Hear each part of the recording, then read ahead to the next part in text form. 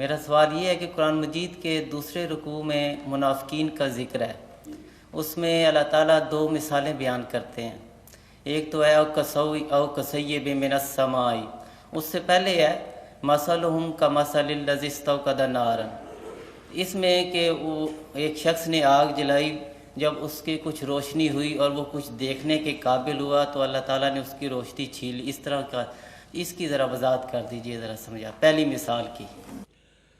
پہلی بات تو یہ نوٹ کر لیجئے کہ یہ سورہ بقرہ کے دوسرے رکوع میں جو ذکر ہے وہ صرف منافقین کا نہیں ہے، بلکہ جو تمثیلیں دی گئی ہیں وہ کفار کے لیے بھی ہے، ایک تمثیل کفار کے لیے ہے اور ایک منافقین کے لیے۔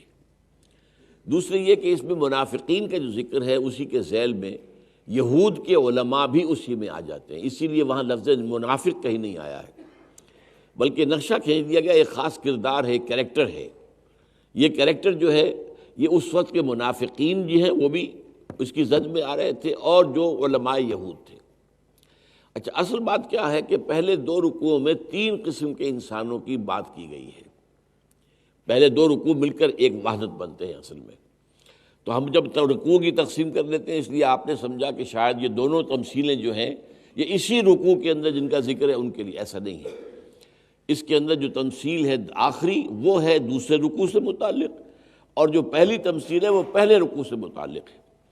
تو تین قسم کے آدمیوں کا ذکر کیا گیا، ایک وہ کہ جو قرآن مجید سے صحیح طور پر جنہوں نے استفادہ کیا، ایک وہ جو اڑ گئے کہ ہم نہیں مانیں گے، کفر کے اوپر اڑ گئے۔ اس کی وجہ کیا ہے؟ اصل میں ایک مغالطہ اور ہوتا ہے کہ سورہ بقرہ ویسے تو قرآن کے بالکل شروع میں ہے، اتنی تو ہے 12 سال بعد۔ پورا جو مکی قرآن ہے 2/3 قرآن وہ تو پہلے اتر چکا تھا، وہ تو مکے میں نازل ہو چکا تھا۔ یہ مدینے میں پہلی صورت ہے جو نازل ہوئی ہے، تو 12 سال کا پس منظر ہے۔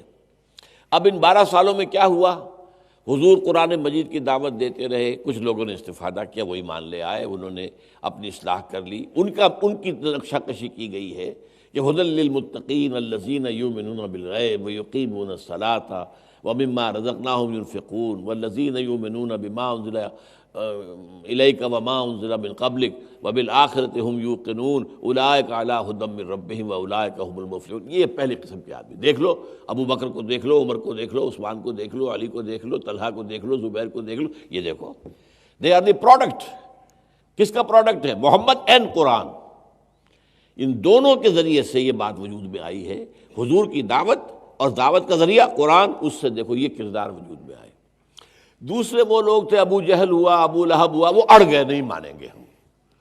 ان کی مثال اسی پہلے رکوع کی 2 آیتوں میں آخر میں آئی ہے، ان الذین کفروا سواء علیہم انذرتہم ام لم تنذرہم لا یؤمنون ختم اللہ علی قلوبہم وعلی سمعہم وعلی ابصارہم غشاوہ ولہم عذاب عظیم۔ یقیناً وہ لوگ جو اڑ گئے کفر پر، اور وہ لوگ جو ہے اب وہ ایمان نہیں لائیں گے چاہے آپ کتنا ہی انہیں سمجھا لیں۔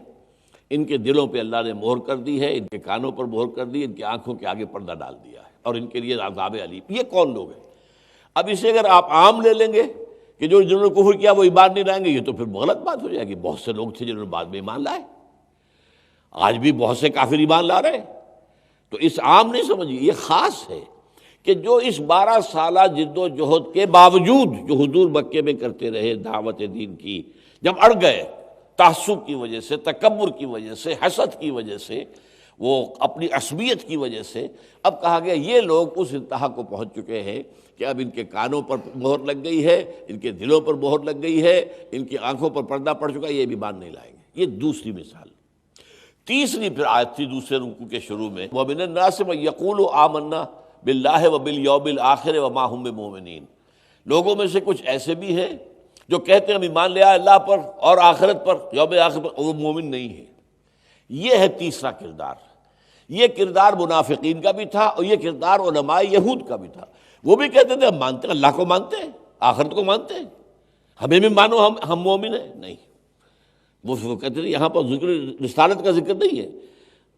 وَمِنَ النَّاسِ مَن يَقُولُ آمَنَّا بِاللَّهِ وَبِالْيَوْمِ الْآخِرِ وَمَا هُم بِمُؤْمِنِينَ۔ یہاں پہ رسول کا ذکر نہیں ہے۔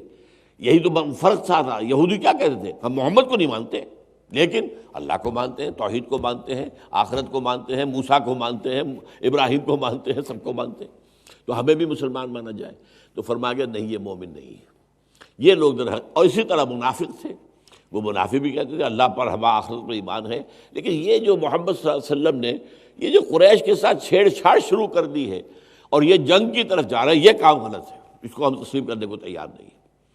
تو یہ ہے اصل میں ان دو کے لیے تمثیلیں آئی ہیں۔ ایک کفار کی تمثیل کیا آئی ہے، اس کو یوں سمجھیے کہ ایک جگہ پر رات ہے، تاریکی ہے اور بہت اندھیرا ہے، کہیں کچھ نظر نہیں آ رہا ہے، تو کچھ لوگوں نے ہمت کر کے اور کسی شخص نے یا کسی کچھ لوگوں نے لکڑیاں جمع کی، آگ جلائی، اس آگ نے جب روشن کر دیا ماحول کو تو اللہ نے ان کی بینائی سلب کر دی۔ اب یہ تفصیل کیا ہے؟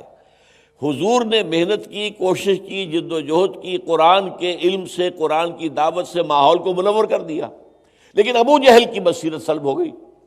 بجائے اس کے کہ اس روشنی میں وہ حقیقت کو دیکھتا، وہ ابو جہل ہو، ابو لہب ہو، ان کی مثال ایسے ہے کہ جیسے آگ نے ماحول کو روشن کیا، فلما اضاءت ما حولہ ذهب اللہ بنورہم، پہلے واحد کا صیغہ ہے، مثلہم کمثل الذی استوقد نارا، جمع نہیں ہے، ایک شخص جس نے آگ روشن کی، وہ کون ہے؟ محمد صلی اللہ علیہ وسلم۔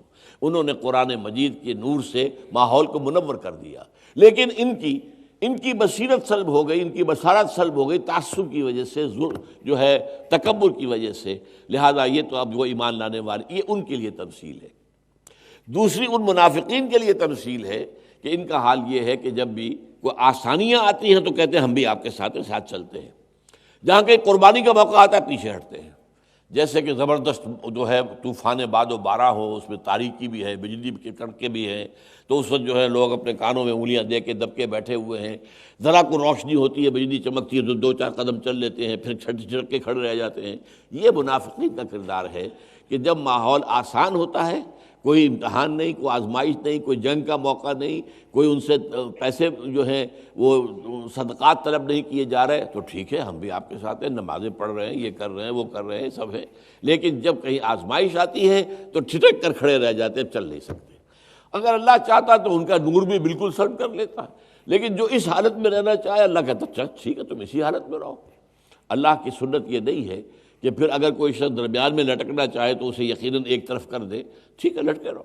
اسی کو آگے چل کر کہا گیا مذبذبین بین ذالک لا الہ ہؤلاء ولا الہ ہؤلاء، یہ تو مذبذب ہیں دو گروہوں کے درمیان، نہ ان کے ساتھ نہ ان کے ساتھ۔ اب نہ وہ کفار کے ساتھ رہے تھے نہ مسلمانوں کے ساتھ تھے۔